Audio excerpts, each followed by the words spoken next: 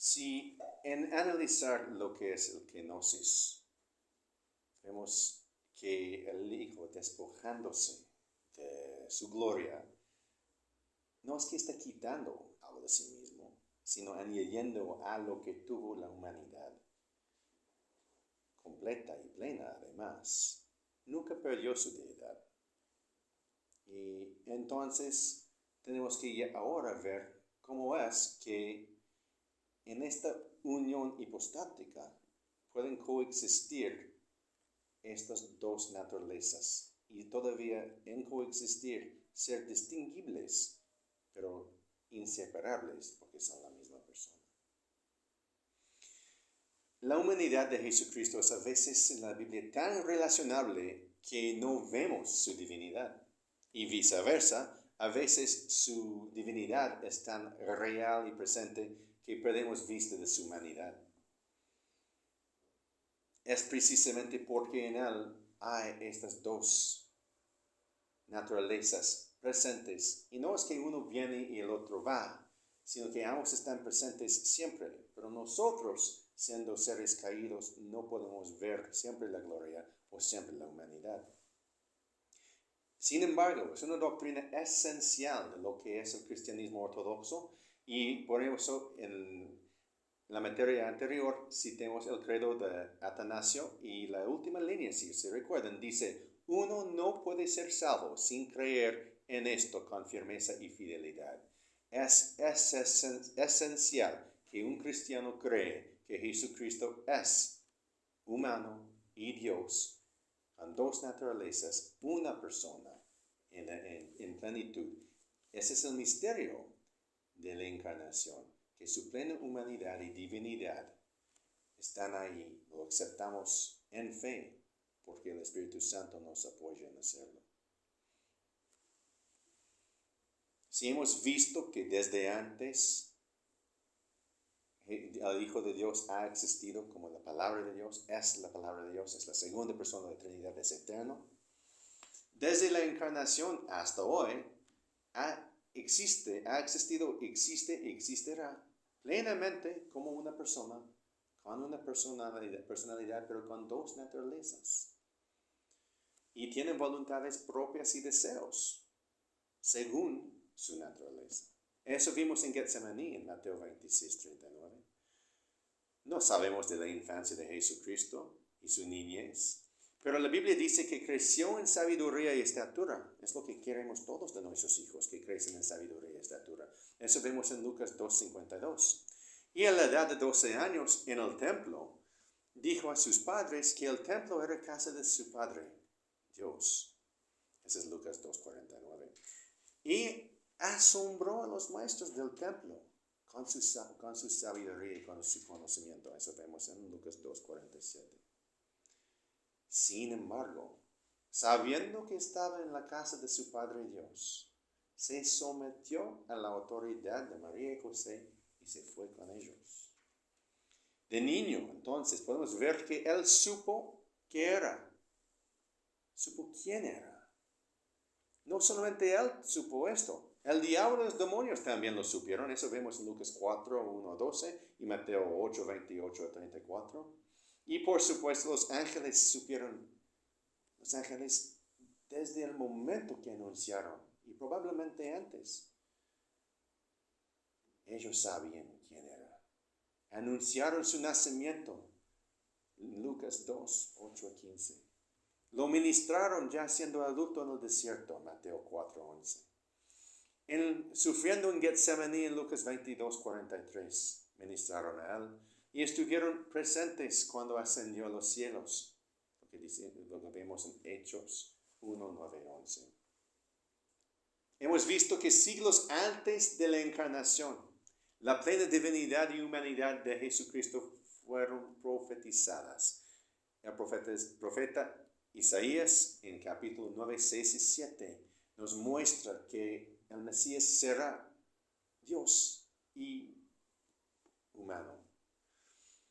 Porque un niño nos ha nacido, un hijo nos ha sido dado. El niño, en ese pasaje, representa la naturaleza humana, mientras el hijo Es referencia a la segunda persona de la Trinidad.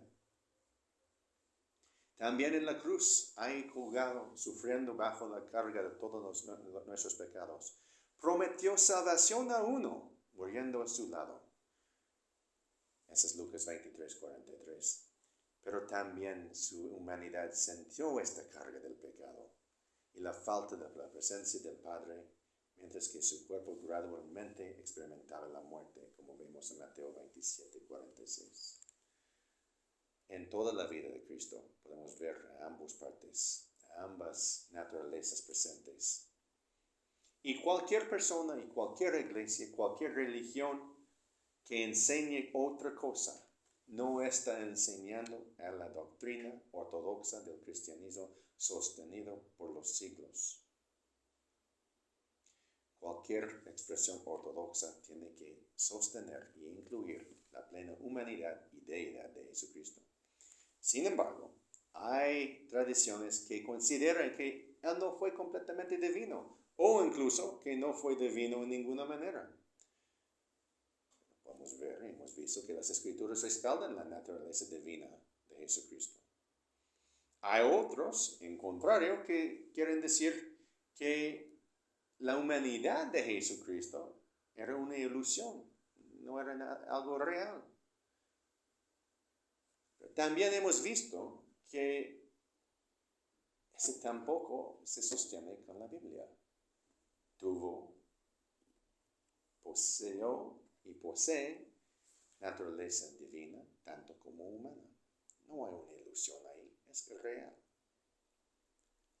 Si no fuera así, si su humanidad fuera una ilusión, lo que vieron todos esos testigos ahí al pie de la cruz, no hubieran visto nada real, pero Él sufrió, realmente sufrió.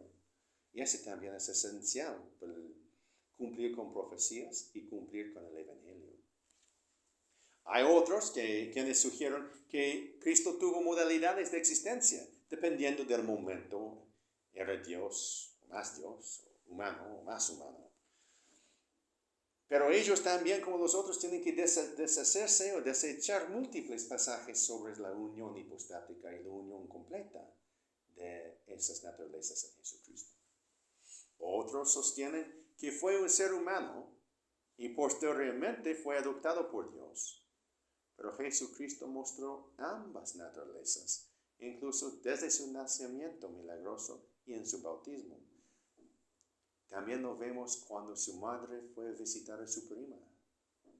Fue reconocido, su deidad en ese momento fue reconocida. Otros insisten que tuvo dos personalidades, uno para cada naturaleza.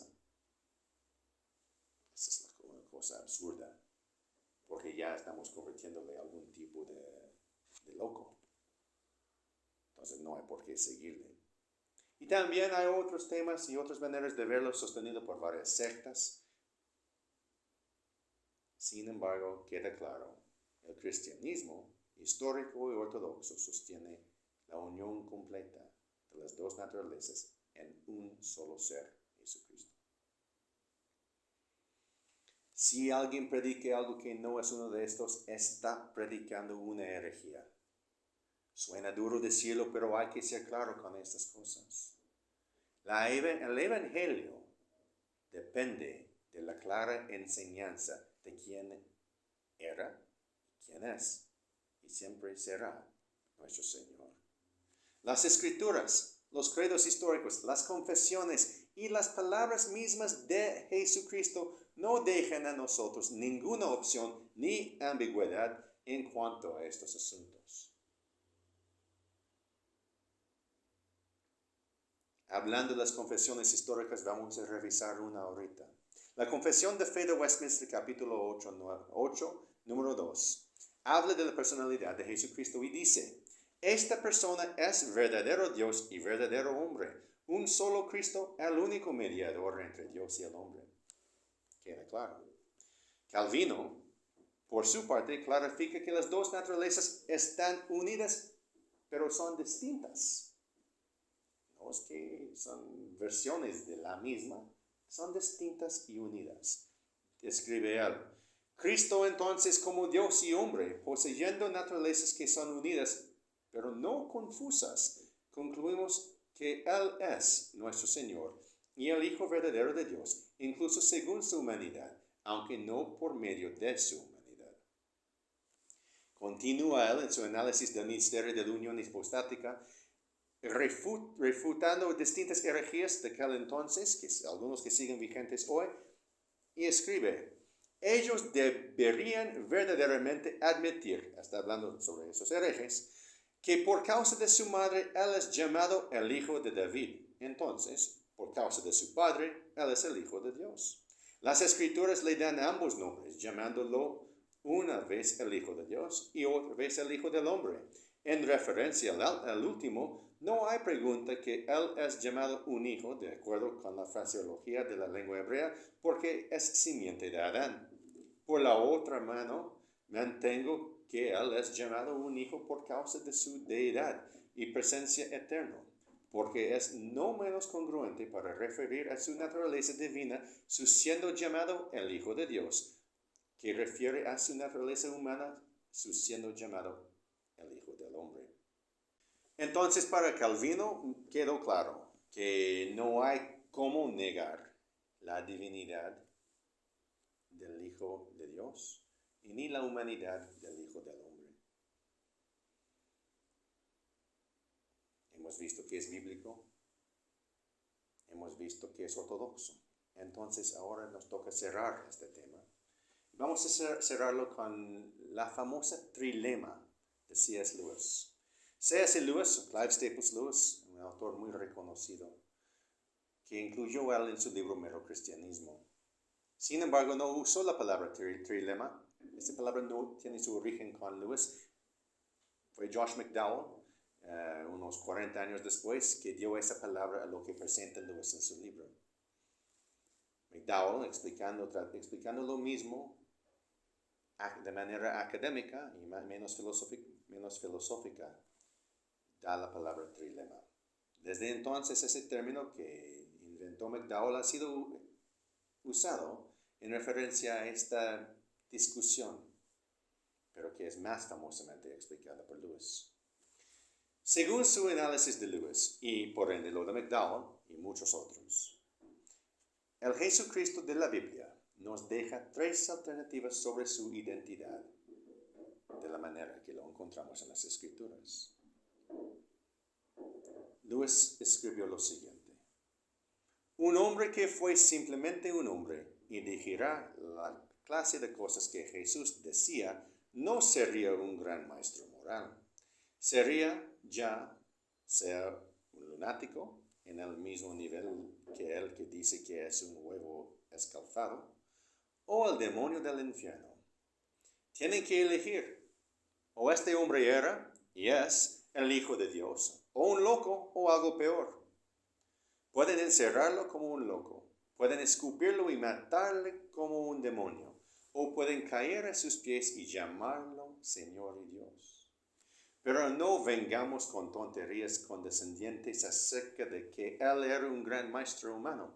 No nos dejó abierta esa posibilidad. No tenía ninguna intención de hacerlo.